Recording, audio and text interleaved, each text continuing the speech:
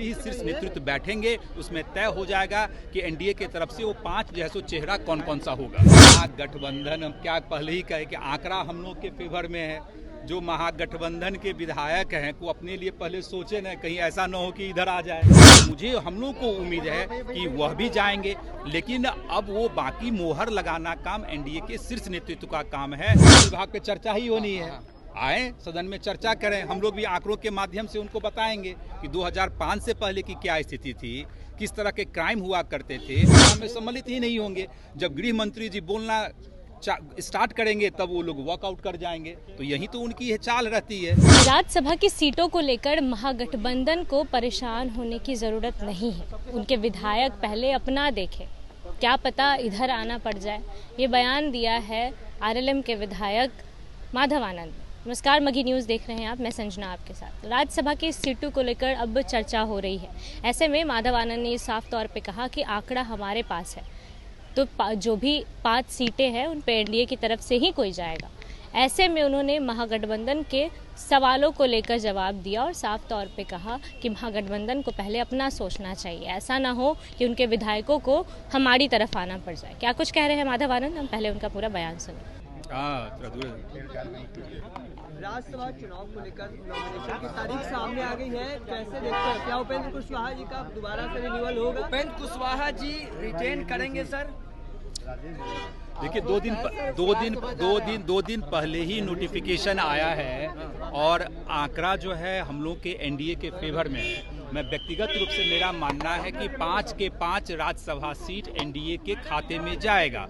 अब एनडीए के तरफ से कौन 5 लोग राज्यसभा में जाएंगे, एनडीए का शीर्ष नेतृत्व तय करते हैं। और मुझे पूरा उम्मीद है कि हमारे पार्टी के सुप्रीमो का भी कार्यकाल समाप्त हो रहा है, तो मुझे हम लोग को उम्मीद है कि वह भी जाएंगे, लेकिन अब वो बाकी मोहर लगाना काम एनडीए के शीर्ष नेतृत्व का काम है। और मुझे लगता है जल्दी ही शीर्ष नेतृत्व बैठेंगे, उसमें तय हो जाएगा कि एनडीए के तरफ से वो 5 जो है सो चेहरा कौन कौन सा होगा। सवाल ये भी है ना कि महागठबंधन तो करिए कि 41 मेरे फेवर में है, तो हम भी 5। महागठबंधन, हम क्या पहले ही कहे कि आंकड़ा हम लोग के फेवर में है। जो महागठबंधन के विधायक हैं वो अपने लिए पहले सोचे ना, कहीं ऐसा न हो कि इधर आ जाए।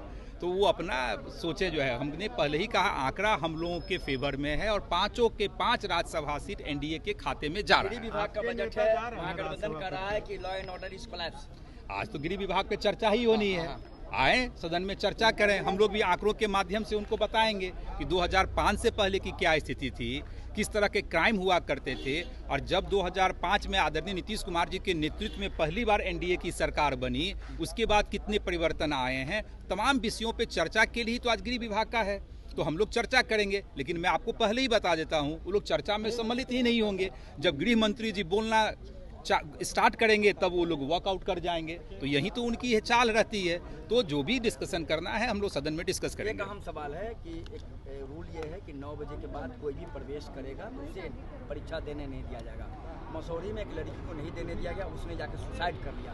क्या लगता है रिलैक्सेशन होना चाहिए? एक बड़ा सवाल है। देखिए, अब नियम तो सबके लिए है, ऐसा तो नहीं है कि नियम एक व्यक्ति को देख के बनाया जाता है। अब नियम है तो सबके लिए है। जहां रिलैक्सेशन की बात है, निश्चित रूप से आप लोगों के माध्यम से पता चल रहा है, शिक्षा विभाग इस पे जो है सो देखने का काम करेगी, क्या रिलैक्सेशन की किया जा सकता है या नहीं किया जा सकता, लेकिन रूल्स तो सबके लिए है।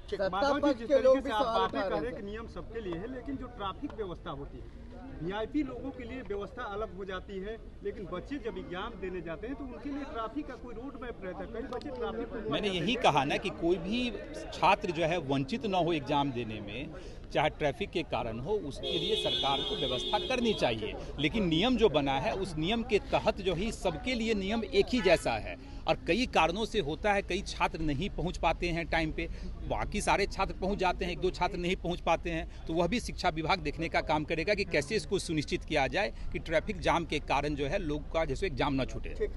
तो सुना आपने किस तरीके से माधव आनंद ने राज्यसभा की सीटों को लेकर जिक्र किया और साफ तौर पे कहा है कि हमारे पास आंकड़ा है और जो भी होगा वो एनडीए की तरफ से ही हो। तो शीर्ष नेतृत्व ये तय करेगा कि वो कौन 5 लोग होंगे जो राज्यसभा की सीटों पे जाएंगे।